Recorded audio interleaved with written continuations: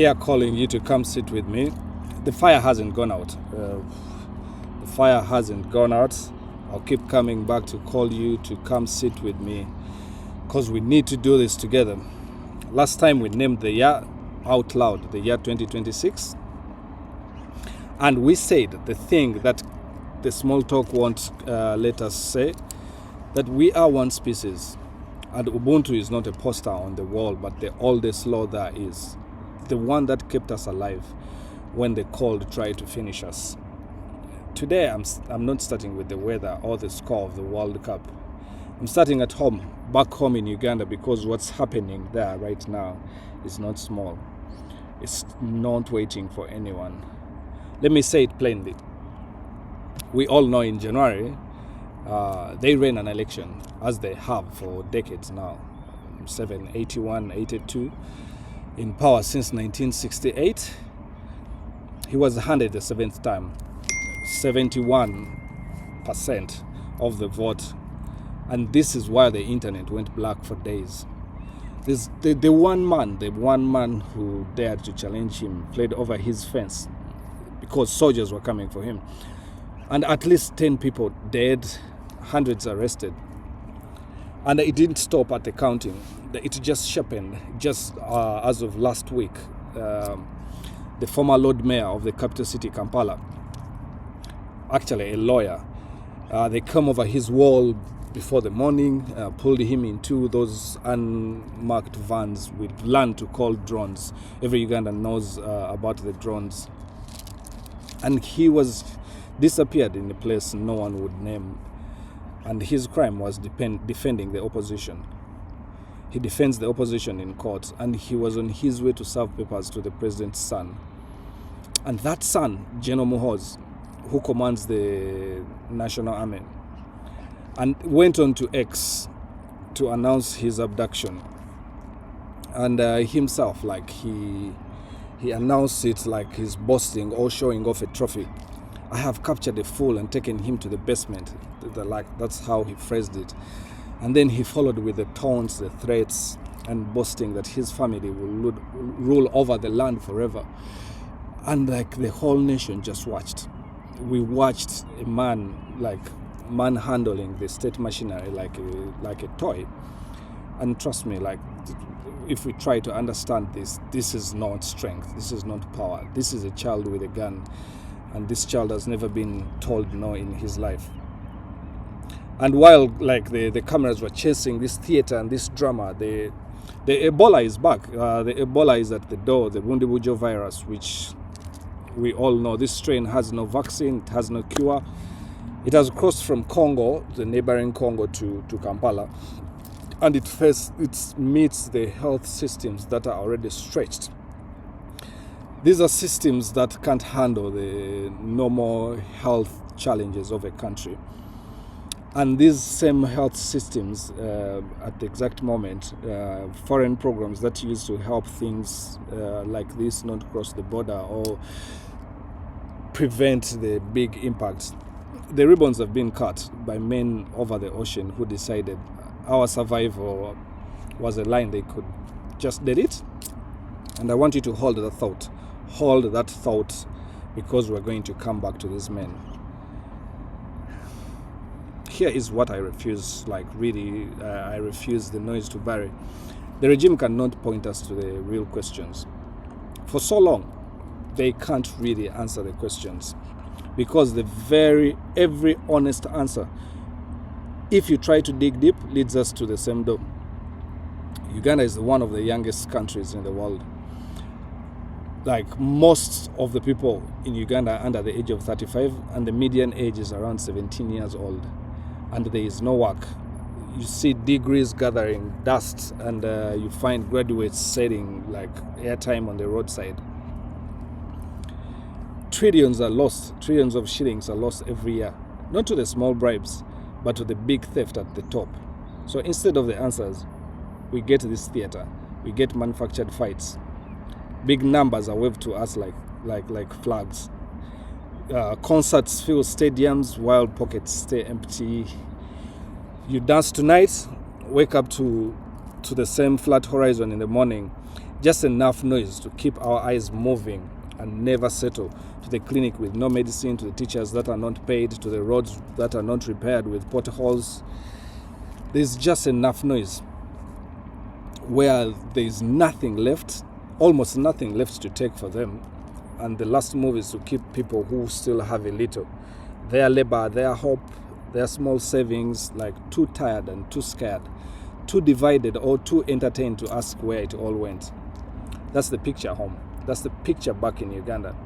And now I want us to look at the weather that makes it all possible. Because the global storm is not in the background to our local story.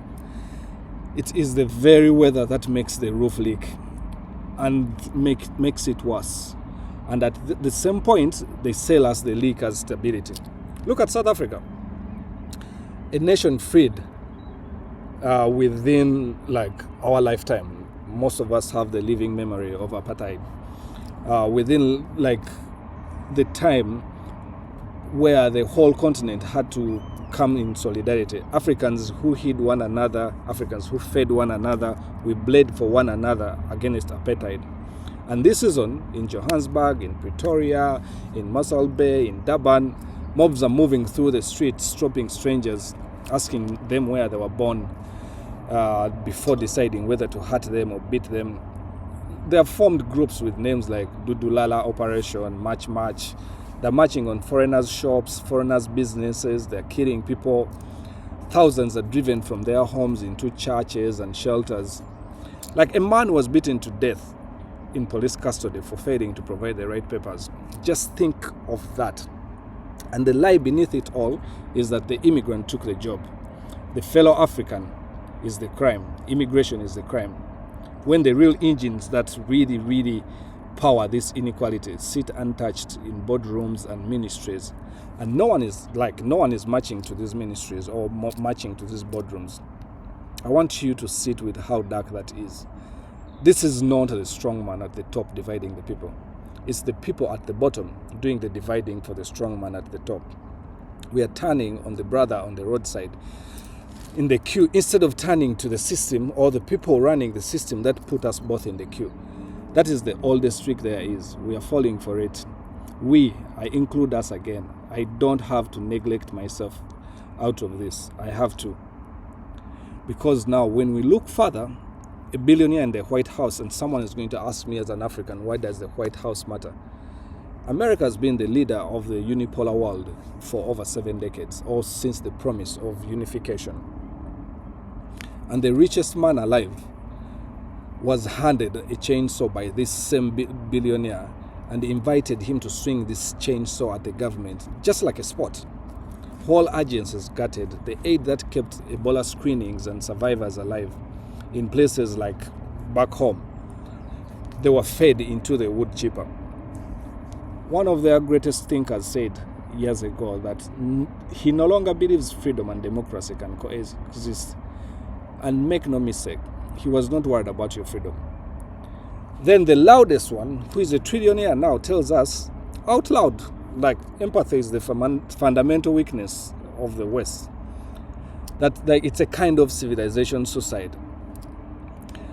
Another billionaire we mentioned earlier, the one in the White House, he asked what could check his power. Like, he really feels like nothing could check his power outside his own head. These men have reached like the end of the old film. You know the old film who have drained every well, beaten every man, who came asking and declared with a smile, I am finished. Like they're finished pretending. They're finished pretending the rules of human beings still apply to them. They're finished with consequences, finished remembering that other people are real. And this has been normalized. Like it's a normal thing now to say like, oh, that guy is not real. That guy is not the same as me. And that, my friend, that is the thing they're exporting and dressing up as the future. They need you to believe it. You and me, that caring is naive. That empathy is this soft spot they got to rob you through.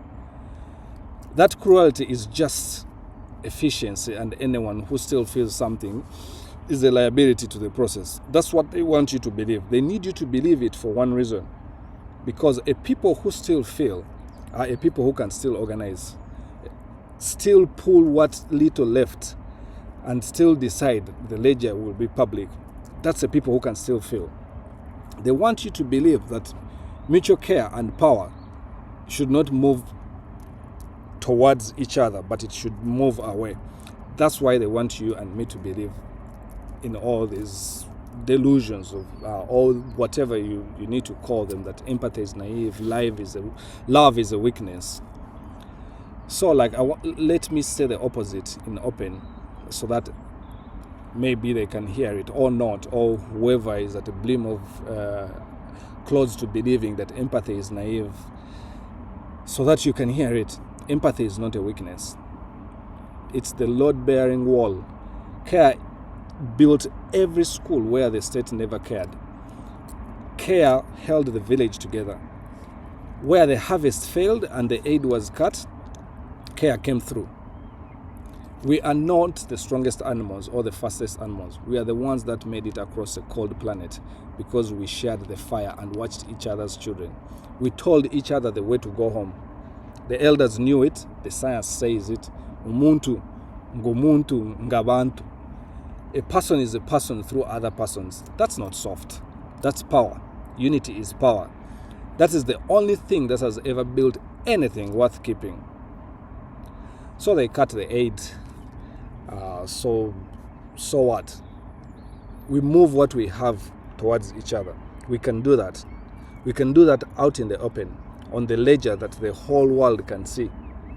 Not as a charity, as a power, transparent and accountable. We can do that together.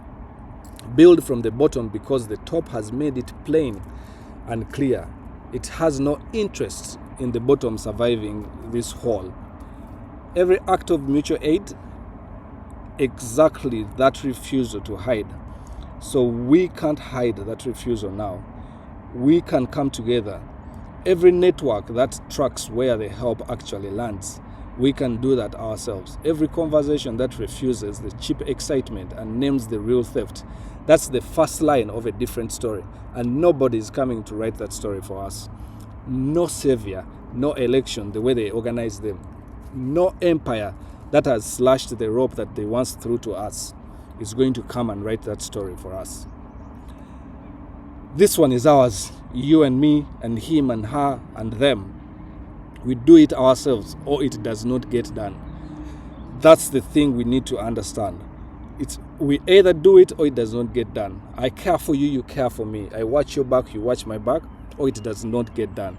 So this is me, and I'm going to keep coming back to this fire, and I'm going to keep telling you how it looks from where I stand, not because I have the answers, but because I have a feeling that if we just say it plainly, loud together, we will start to see the things, the actual thing we've all been missing. Come tell me where I'm wrong. I need that more than I need to be agreed with. I need us to sit down in this lab, to sit around this fire, and say it plainly and come together. The smiling can wait. It's so ironic, and I'd never dreamt that I would ever say the smiling can wait. The ledger is open. We do not stop. Just come and sit with me. Let's do this. I am Shyaka. Come sit with me. Let's write the next chapter together. See you in the next one. Or reach out to me so we have the next conversation together. I want to hear what you have to say. I want to hear what your answer for this situation is. We can't go anywhere divided. Peace.